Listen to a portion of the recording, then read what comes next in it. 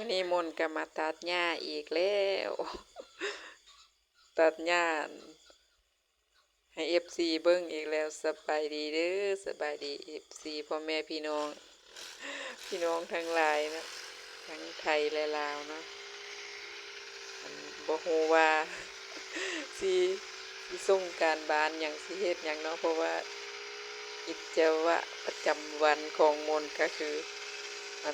มาตัดหญ้าใส่ปุ๋ยอยู่นำแต่สวนยางเนาะก็เลยมาเฮ็ดนำแต่สวนยางก็เลยถ่ายแต่สวนยางนี่ให้พ่อแม่พี่น้องเบิ่งนี่ก็ตอนตัดนั้นบ่ได้เว้าหยังเนาะเพราะว่าตัดหญ้าอยู่เว้าไปก็สิบ่ได้ยินก็เลยมาพากย์ใส่น้ำหลังแต่ว่าก็เอาเสียงเบาเสียงลงให้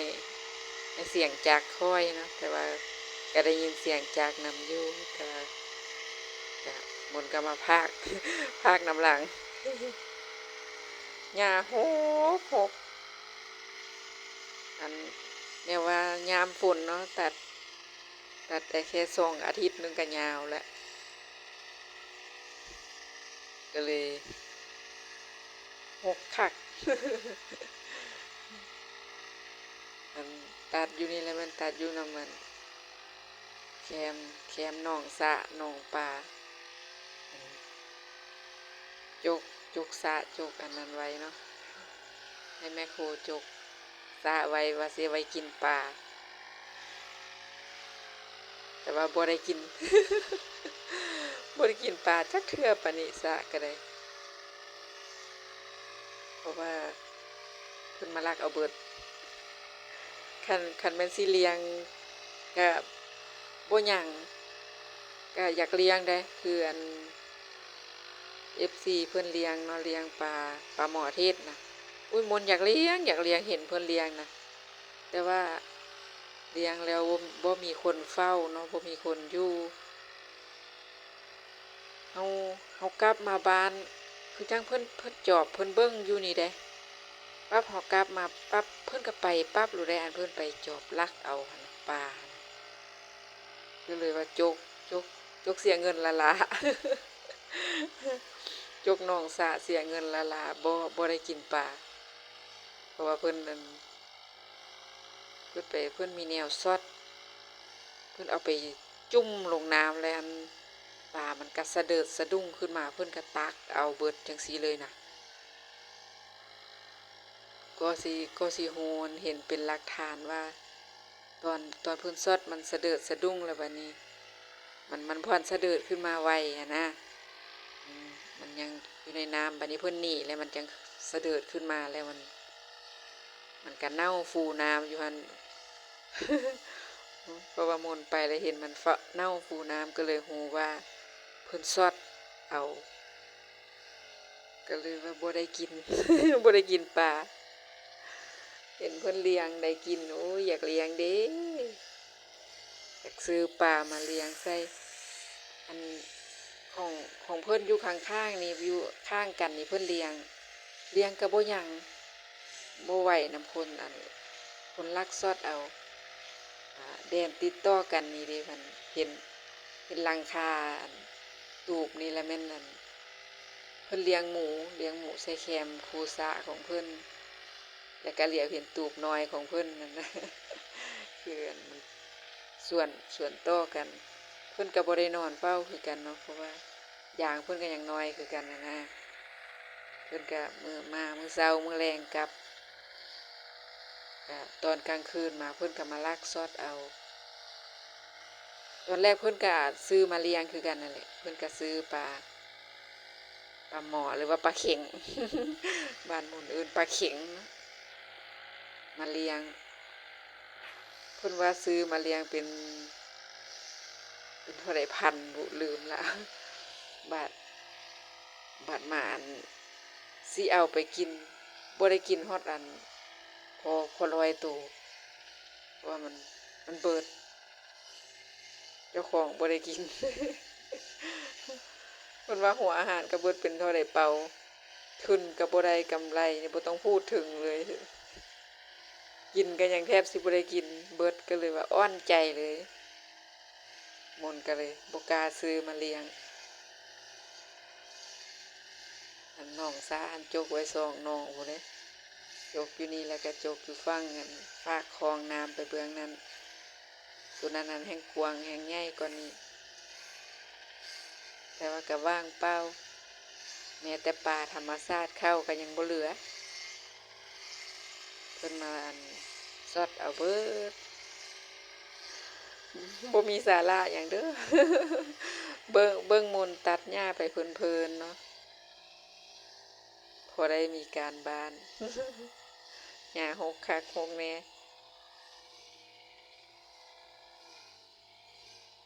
ต้นกล้วยก็จนขึ้นบ่ได้บ่ทันได้กินจักเทื่อได้นี่ต้นกล้วยนี่บางเทื่ออันกล้วยก็อันตอนเจ้าของไปหันมันบ่ทันได้สุกปลาไว้ก่อนบัดนี้บา 2-3 มื้อออกไปเบิ่งเพิ่นยื้อตัดเอา บางเทื่อเพิ่นก็ใจดีเด้ เพิ่นตัดเอาแล้วเพิ่นมาปั่นไว้ให้ เพิ่นบ่เอาเบิดเครือเนาะเพิ่นตัดเป็นเครือลงมาแล้วเพิ่นก็อันมาแบ่งครึ่งเพิ่นก็เอาทางอันสมมุติว่ามี8หวีเพิ่นก็เอา4หวีแล้วเพิ่นก็จงไว้ให้หมด4หวีเอามาไว้ถึงตูบน้อยอยู่ เอามาวางไว้ถึงตูบน้อยให้ อันผู้รักก็ใจดีอยู่เนาะวะ หยองเพิ่นอีก ลูกชายหัวขวนโอ้เจ้าก็ยังยองเพิ่นอยู่เนาะเอายองตัวคันแม่นเพิ่นนั่นเอานี่เบิดก็บ่ได้กินซ้ำได้นี่ เพราะว่าบ่เห็นตอนเพิ่นเอาเนาะอันนี้เพิ่นยังใจดีเพิ่นยังแบ่งไว้ให้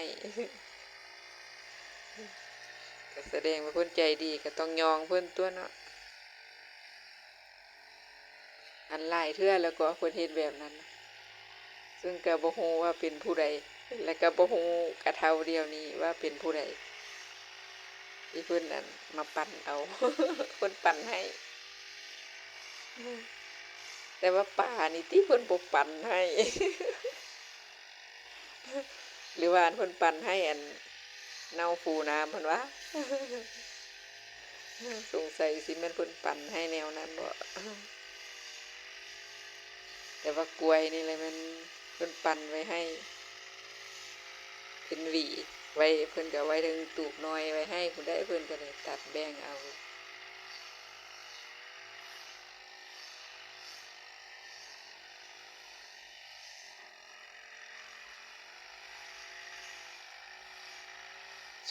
สมมนตัดหญ้าไปเพลินๆเด้อพวกมื้อนี้เอาสดๆเลยได้บ่ได้ใส่เสียงพิณ บ่ได้ใส่เสียงพิณเลยมื้อนี้เอาสดๆเลยบางเทื่อมนต์ก็สิเงียบไปเด้อสมตัดหญ้าไปเพลินๆเนาะบ่มีสาระหยังต้นม่วงเอาต้นม่วงมาปลูก2ต้นนี้บ่ฮู้ว่าสิได้กินหมากหรือบ่เป็นอันม่วงเขียวเสวยผู้ใดมันมักกินนั่นม่วงเขียวเสวยที่มันบ่ส้มบ่มักส้มบ่มักเปรี้ยว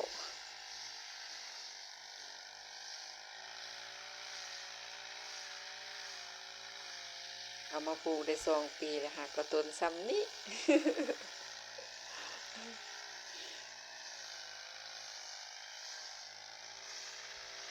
แต่ว่าเป็นดอกให้ทุกปีได้แต่บ่ติด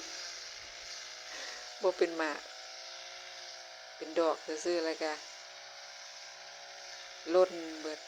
บ่ใหญ่บ่เป็นหมากอันมันก็ตัดหญ้าไปตัดหลังจากตัดหญ้าเซาแล้วก็เมื่อยแล้วก็เซาแล้วก็ใส่ปุ๋ย เอาปุ๋ยใส่อันต้นม่วงนำใส่ไปเบิดแหละอยู่ในนี้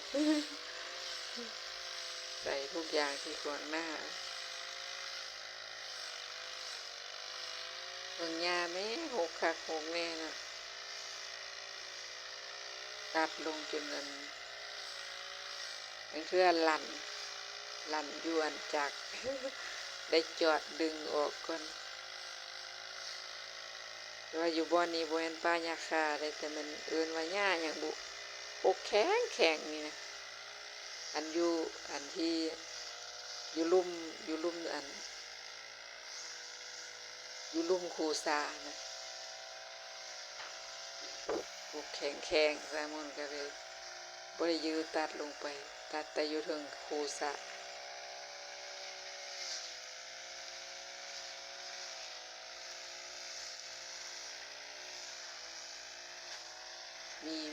มีปีกล้วยพร้อมได้อยู่ต่อหน้ามนต์ต้นกล้วยจนสุดแต่โดนแล้วบ่ได้ บ่ได้มาม่อได้ซั่นน่ะมีแต่ไปเลาะอยู่บ่อนอื่นไปเลาะใส่ปุ๋ยตัดหญ้าอยู่มื้อนี้คันแม่นบ่ลงมาตัดหญ้าอยู่หม้องนี้ก็สิบ่เห็นเลยจนว่าสุดลงจนว่าเหลือน้อยๆ หัวปีนั่นนะจนว่าเหลือหัวน้อยๆนึงเพิ่นล่วงออกเนาะกาบเพิ่น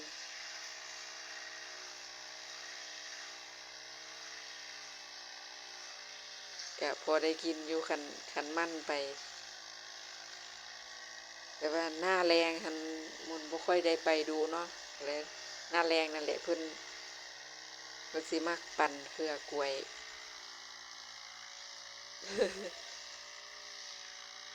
เพราะว่าหน้าแรงเฮาก็บ่ค่อยมีหยังเฮ็ดเนาะก็เลยบ่ไปดูหั้นนะเพราะว่าปุ๋ยก็บ่ได้ใส่เนาะมันหน้าแรงแล้วเด้หญ้าก็บ่ค่อยขึ้นฝนบ่ตกเด้ ก็เลยบ่ได้ไปดูทิศ1 2ทิศจังค่อยไปเทื่อนึงจังซี่นะมันก็เลยปั่นเอาซะเครือกล้วยก็ได้แต่ว่าช่วงนี้แล้วมันหน้าฝนนี่แหละมันบามือ2มือแล้วมันไปใส่ปุ๋ยใส่ลูกมือก็บ่ได้เมื่อย ใส่ปุ๋ยลูกมือบ่ได้เมื่อยเจ็บแขนเพราะว่ามันได้ขุดเนาะได้ขุดแตนเสียหญ้าแล้วก็พรวนดินพร้อมมันนะก็เลยเจ็บข้อแขนตอนแรงมาก็เลยคันยาม่อง ได้บีบได้นวดเอาตื่นมาไปบ่ได้ต้องเว้นมือไปมือเว้นมือจังซี่นะถ้ามือใดมนไปสวนนี่ก็มันก็จะบ่ค่อยได้ออกแว่นจะบ่ค่อยได้ไปหาผู้ใด เพราะว่าเฮ็ดเวียกเนาะสิมางมนำแต่โทรศัพท์อยู่ก็เลยสิบ่ได้เวียกนะก็เลยไปสวนแล้วก็บ่ได้ไปหาหมู่หาเพื่อนบ่ได้ไปเยี่ยมเพื่อนผู้ใดขึ้นไลฟ์สดก็แม่นเข้าหาบ่ได้ละคันแม่นมือได้ไปสวน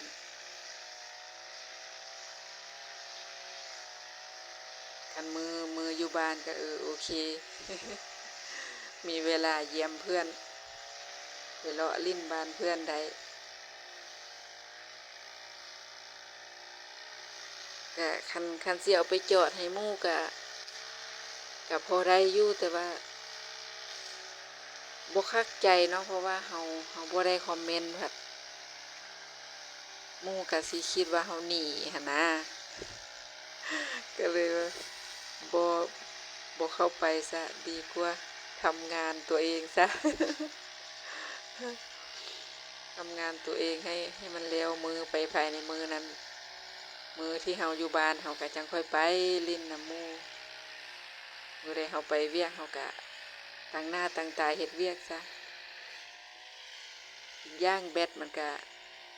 สิบ่กุมมือแด้เนาะคันไปสวนเพราะว่ามันบ่มีไฟเด้ชาร์จเด้ซั่นคันเข้าไลฟ์สดแล้วโทรศัพท์เฮามันก็จะเปลืองแบตเนาะก็เลยบ่ได้เข้าแม้แต่คลิปก็บ่ค่อยได้เข้าเพราะว่าคันไปเบิ่งคลิปแล้วผัดเวลาคลิปจบเฮาก็ต้องได้มาคอมเมนต์ วันนี้เขาก็เที่ยวถอดถุงมือเที่ยวใส่ถุงมืออยู่หันก็บ่เป็นอันแล้วอันทั่วเนาะ มือกับเปื้อนเพราะว่าฝนตกแล้ววันนี้ดินมันเละเนาะก็เลยมีแต่ขึ้นมาพักเที่ยงมาเซาเมื่อยภายในตอนนั้นเที่ยงแต่ว่าบ่แม่นเที่ยงตรงได้ บ่ายขึ้นมากินข้าวตอนเที่ยงนี้สิยังบ่ทันขึ้นดอกบ่ายโมงจังขึ้นมากินข้าวแล้วก็จังค่อยเข้าหาหมู่บัดนี้เข้าไปเบิ่งคลิปให้หมู่ให้เพื่อนแล้วก็2 โมงบ่าย2เนาะบ่าย2กว่านิดๆนี่แหละก็เริ่มลงแล้วบัดนี้ทำงานต่อละก็บ่มีเวลาไปเยี่ยมบ้านเพื่อนเนาะกันไปสวนแล้วนี่ไปได้เล็กๆน้อยๆคือค่ำมาพี่ละกลับมาบ้านพี่ละจังค่อยเข้าหาเพื่อนบัดนะ ขอโทษขออภัยเด้อไปหาผู้ใดซาก็ได้กันไปสวนแล้วแม่นไปหาหมู่ซาโลดแหละเพราะว่าเราก็ตั้งใจตั้งหน้าตั้งตาทำงานเฮาเนาะ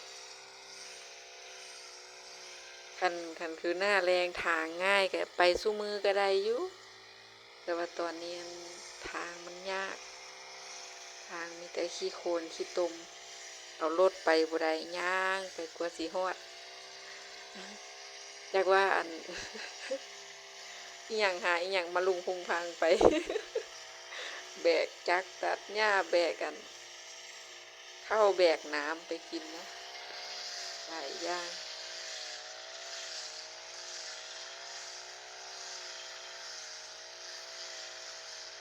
เปไปโอ้ยหนัก กว่าสิฮอดอันมือใดที่ลูกชายบ่ไปบ่ได้เอาจักตัดหญ้าไปพัดเอาเบียยางไปบัดนี้แบกเบียยางไปบัดนี้เบียยางเป็นเบาเนาะมีดินหนักอีก แบกดินไปหามดินไปเนาะกว่าสิฮอดหนักอีก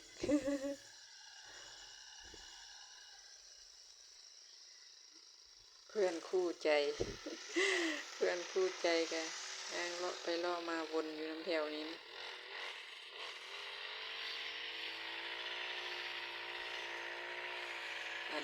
ตัด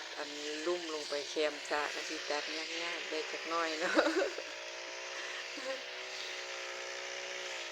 เพราะว่าอันนี้ยืนลงไปหาแคมซะมันก็เว้าไปนะบ่มีสาระหยัง ภาคไปมันบ่ตรงกับภาพก็ขอโทษขออภัยเด้อ จะภาคไปซะแล้วพอบ่ให้คลิปเงียบเนาะ เบาไปยืนตัดลงไปหาแคมน้ำพุ่นละบัดนี้ คันสิบ่เอาเสียงจากลงก็ดังเหลือเกินพูดเนาะคือให้ฟังแต่เสียงจากเงียบหู ก็เลยเบาเสียงจากตัดหญ้านั่นลงภาคไม่ใส่แต่ว่าก็ได้ยินแว่วๆอยู่เด้เนาะเสียงจากตัดหญ้าพอให้สมบรรยากาศจริงเลยนะบรรยากาศสดๆตอนตัดพร้อมนะก็เลยให้มีเสียงจากตัดหญ้าพร้อม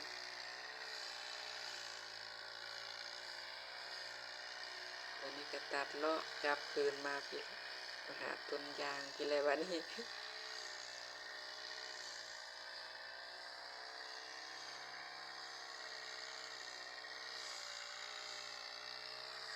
อันนี้ต้นบ่าย3เลยนี่บ่าย3 โมงแรง ก็สิเห็นแดดได้น้อยหนึงตอนเช้านะฝนตกยิบๆอยู่ตอนเช้าหันมนต์ใส่ปุ๋ยฝนตกยิบๆอยู่แต่ว่าก็ใส่พอเสื้อผ้าซุ่มนี่แหละพอเย็นๆแต่ว่าตอนนี้แดดออกแล้วแดดออกก็สิฮ้อนๆหน่อยหนึง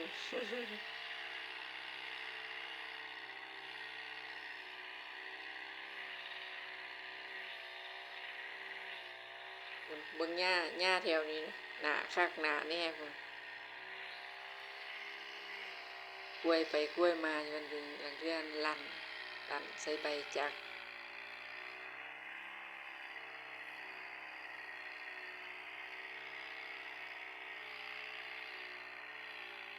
ตัดไปตัดมาแล้วก็เมื่อยเติบอยู่ดิ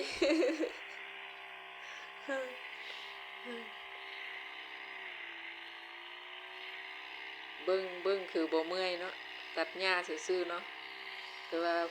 พอได้ตัดแท้ๆแล้วเมื่อยเติบอยู่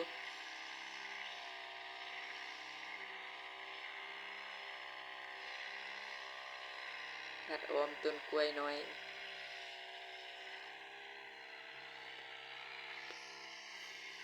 ตัดลอกขึ้นมา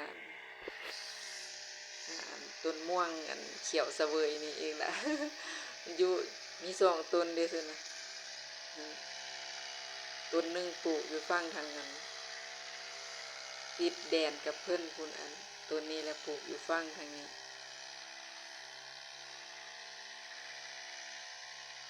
ตัดรอบไปหาต้นยางแล้วบัดนี้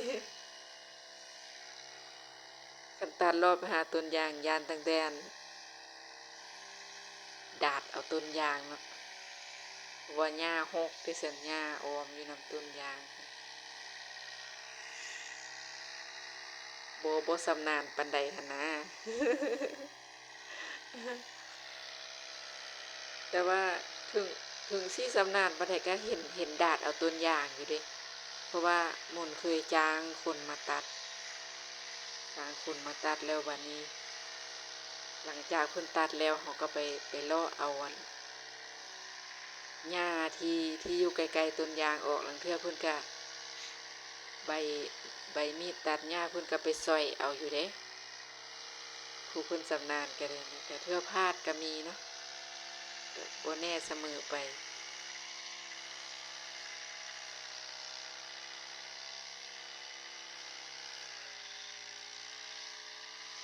ต้นนี้อันใหญ่เลยอันปีที่แล้วอันน้ำท่วมแต่ว่าเพิ่นบ่ตุยเนาะเพิ่นก็เลยแตกขึ้นเพิ่นก็เลยใหญ่คลิปนี้ก็ยาวแล้วขอบคุณทุกกำลังใจเด้อขอบคุณทุกเลิฟทุกไลค์ขอบคุณผู้ใหญ่ใจดีที่มาคอยสนับสนุนคลิปนี้เอาไว้ซ้ำนี้ก่อนเนาะคลิปหน้าพอกันไหมขอให้ทุกคนเฮงๆปังๆร่ำรวยกันทุกๆคนเด้อบายบาย